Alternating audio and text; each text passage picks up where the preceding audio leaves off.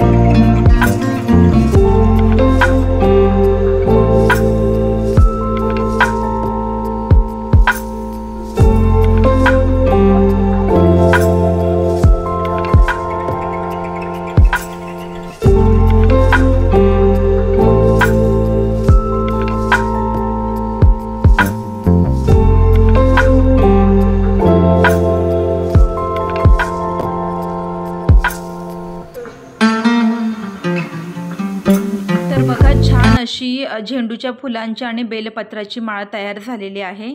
आता ही माळ देवीला घालून मग देवीची आरती करायची होती, पण त्याआधी ना रांगोळी काढायची राहिली होती। तर म्हटलं चला आधी रांगोळी काढून घेऊया। तर बघा, इथे मी रांगोळी काढत आहे।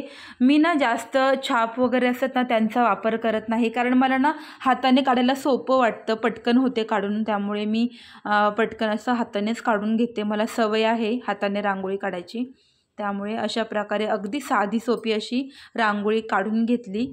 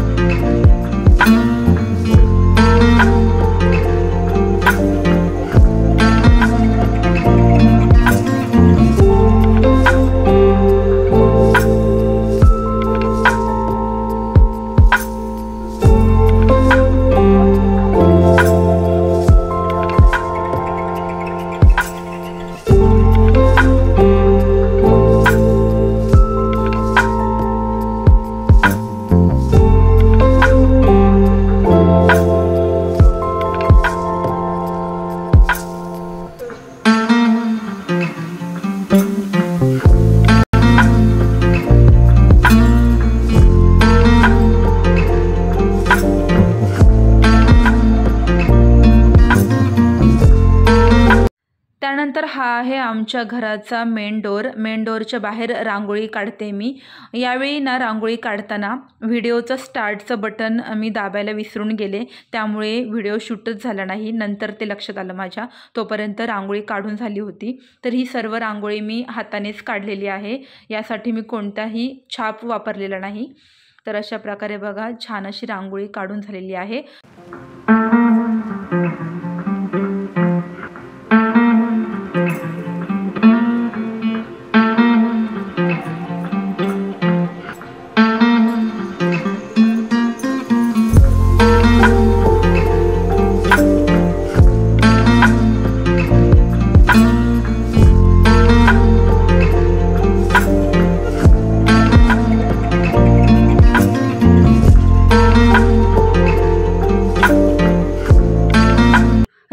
काढून झाल्यानंतर मग देवीला बेलपत्राची माळ अर्पण केली आणि देवीची आरती केली।